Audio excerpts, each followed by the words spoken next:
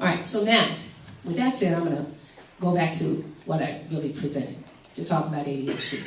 So what is ADHD? How many people know? Just raise your hand, really tall, don't be ashamed. Okay, that's good.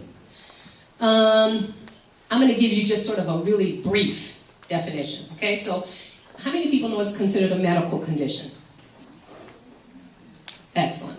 It affects a person's ability to regulate behavior and attention. So it's my brain's ability to help me stay focused on what I'm saying right now, not the fact that somebody's talking in the hallway, not the fact that somebody over here is looking through a page, not the fact that the clock is still ticking, those kinds of things. So it's helping me regulate, stay present, regulate my attention and how much movement I have. So there are three types. Actually, I noticed in this pamphlet also, if you have one, there is some information on ADHD right after you see all of the names listed. So there's quite a bit of information. So I'm going to fly through those slides when I get to it. But basically there are three types. So one is the inattentive type. And in short, the inattentive type is the brain's difficulty just paying attention to one thing. Really, the attention is hyperactive. Why am I saying the attention is hyperactive? Because I'm paying attention to multiple things at once. This is different than just multitasking. Multitasking means I'm actually doing two things at once. While I'm boiling my eggs, I'm also cleaning my chicken, and I've also got my laundry going. Now, if while I'm doing that, I'm also paying attention to all three of those things simultaneously, plus I'm listening to the news, plus I hear my kids in the yard playing, that's where my attention then becomes more hyperactive, if you will. So the attention is really split among multiple things at once.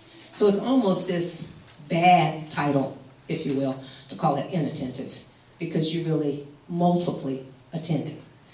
The second type is hyperactive impulsive type.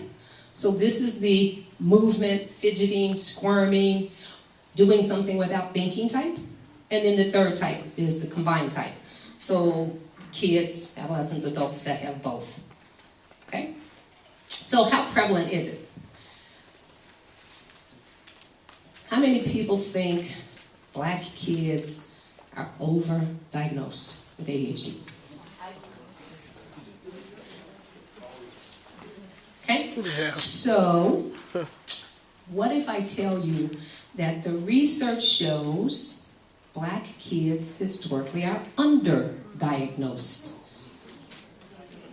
You would be surprised, wouldn't you? Because it doesn't seem like that, and there's that conjecture issue of folks saying enough and soon we start to believe it. So there was a recent study by Kaiser Group in California. They looked at health records of about 850,000 kids, and here's what they found. The diagnosis is on the rise. So I'm going to give you some options for you to vote on. Which group do you think had the highest rise in that particular study? You get to pick black boys, black girls, white boys, white girls, kids from affluent homes where they had money to go pay for stuff. All right, you ready? Here's your vote. Black boys, raise your hand. Black girls, raise your hand. White boys, raise your hand. White girls, raise your hand. Kids from affluent homes. You're right. The kids from affluent homes. Why do you think that's the case? No, you don't get to answer? Look at the professionals up here. Really? Come on. Access. Okay? They definitely, what's another issue? So they have access. They've had it, right? It didn't just start. They've had the access. What do you think? Hold it. Oh, I'm sorry. Somebody said something? You can't be the professionals. Go ahead. So access to healthcare, but also access to buying all the multiple things to get the kids' attention. Oh, so they have access not only to the healthcare, but also buying multiple things to get the kids' attention. Okay. Anybody else want to make a guess? Technology. Anybody else want to make a guess? Why is their diagnosis the most increased recently? Because they get to go to see the medical professionals and get diagnosed. Because they get a chance to be diagnosed with all of their toys. Okay? They get a chance to be diagnosed with all of their toys. There's one critical thing left. Somebody. Tell me what you mean. Education, she said. I'll repeat. I don't mind repeating because our microphone might not get there quite quickly enough. Okay, go ahead. I mean, you gotta know what to look for and know what to be paying attention to so that you can know when to go to the doctor to ask for help. And in our community, we don't know what to look for. We're not wanting to talk about it. We want to make up excuses that that's not my kid, that's not our family. And so we don't have information. We don't get educated about it. That is very, very true. There's one more thing. I think this happened with my son. So schools or doctors are actually very afraid of diagnosing children of color with medical issues because of the race factor. Huh. So doctors might be afraid because of the race factor. All right, so let me tell. Oh, one more chance in the way back. And then I guess there's another one up here. To answer your question, and my voice is loud. To answer your question, I'm thinking the reason the affluent are increasing more is there a targeted effort to get the affluent. So sometimes I just think sometimes there are more people target them specifically.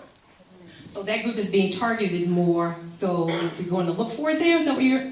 Yeah, kind I of think people with funds are now starting to target. People with funds are starting to target them. Okay, let me see if you got what I'm thinking. Educational achievement. Tell me about it. They want their kids to achieve, and they want to know the reason why they're not. Ding, ding, ding, ding, ding, ding, ding, ding, ding, ding, ding. There's the winner. That's exactly what the study showed. That affluent families, they have so much pressure on their kids to achieve that if their kids are not achieving what they want them to, they want a reason. Right? So then they say we need a diagnosis. And what does that diagnosis get them? It gets them some educational resources that they otherwise would not have. I'm going to talk about those in a minute. So let me just tell you really quickly. I'm trying to keep my eye on that clock. That about 5 to 10% of the general population have ADHD. The Kaiser Group found that there was an increase of 70% among African American children. Surprisingly, girls had a 90% increase in the diagnosis over boys. Now, 70% sounds like a whole lot, doesn't it? But what if only 2% of the population were diagnosed in the first place? Then a 70% increase of 2% is only 2.7% of the whole population. So it's really not that much. It's an increase, but it's not as much as we probably would think. So what are some of the causes? Nobody really knows, and that information is there, but we know that there's some correlations, and a correlation just means this thing is linked with this thing. We don't know if it caused it or created it, but it certainly is linked, right? So we know that high blood pressure and diabetes are often linked or correlated. Another word for that description is comorbidity. So two things that exist at the same time. All right, so genetics, about 75% of ADHD is inherited. So if you know a kid with ADHD, one of the parents had it. Okay? We know that prenatal exposure is a big issue. Prenatal exposure to smoking, lead, alcohol, and cocaine are also causes of ADHD. We also know that premature birth is another cause. So if you think about what happens socioeconomically in the Black community, and you then extrapolate that to the incidence rate, it's probably not very surprising. There's a high level of smoking, there's alcohol use, there's substance abuse. It's probably not very surprising that, in fact, we would see that. Okay, so some things that I consider when somebody wants to know, or even after I've done an assessment, or while I'm doing an assessment on a kid to find out if they have ADHD, I want to know about their sleep. And Dr. Potter talked about sleep being so critical. So if you imagine enough days when you haven't had enough sleep and now you have to go to work, you might be nodding off. You might squirm in your chair so that your brain stays alert and awake. You got a lot of movement. You might look hyperactive. So chronic sleep and sleep apnea have been highly associated with ADHD. So if I start saying, well, what else could it be instead of ADHD, I want to know about the sleep patterns. I want to know if there's some current life changes or some recent changes that have impacted the kid. Did they live out of state and they moved here and they left family that they really loved and now they're here? So they're inattentive, they're not paying attention. I've got to ask them multiple times, did you hear what I said? Tell me the answer for problem number 4. That kind of thing if I'm a teacher. I want to know, is their hearing truly clear? I can't tell you how many times I ask a parent about hearing and I find out that they might have had multiple ear infections and tubes as a kid. Because if your brain is fighting to just try to hear, it's fighting to hear and to attend and to acquire knowledge and to produce something with that knowledge and to show you that they have that knowledge, right? So there's a lot of stuff the brain's trying to do in those processes. I want to know, is the vision clear?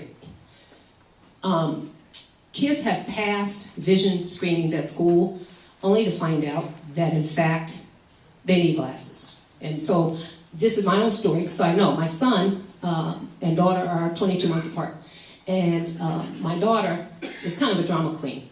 She's the only child in the state of Colorado that had SARS and anthrax and swine flu, and she's had it all, according to her. You know, a sneeze, Mom, I think I've got swine flu.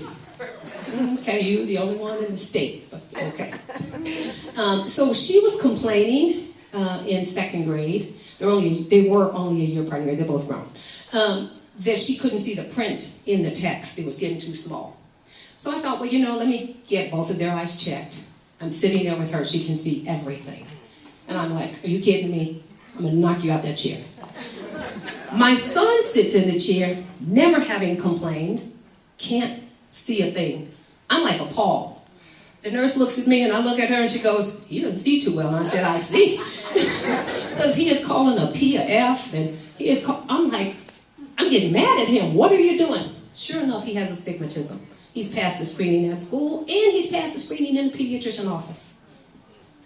And I'm wondering why 20 minutes of reading at night for a 1st grader is this tough that I have to fight with him. If my daughter hadn't been the drama queen, this is one time it paid off, but only once. Right? I would be looking at my son, and he probably would be labeled with a learning disability. He gets glasses. I can't make him turn the light out. He's so happy to see. He can read, and he likes books. Okay, Mom, just 10 more minutes. I'm like, go up there and tell your son to turn that light out, right? And then my husband's like, okay, let's just give him 10 more minutes. So I'm always asking about vision, and a lot of kids that I've done assessments with end up needing glasses. So does that help their brain focus on what they need to and attend better? Yes. I also ask about what are the physical and health needs or concerns. Is there asthma? You know, is there a weight issue? What are they eating? So I ask about all those things, and I also ask about any current family or home stressors. So when we start talking about the trauma in homes in the Black community, the arguing that we know babies are picking up on, I want to know if any of those things are impacting the kids' attention in school. And so some of the things that end up looking like ADHD can be depression for kids. Kids exhibit depression a little bit differently than adults. They show a lot of anger. They also show some sadness, but it's not like sort of the pervasive kind of sadness that we think about with adults.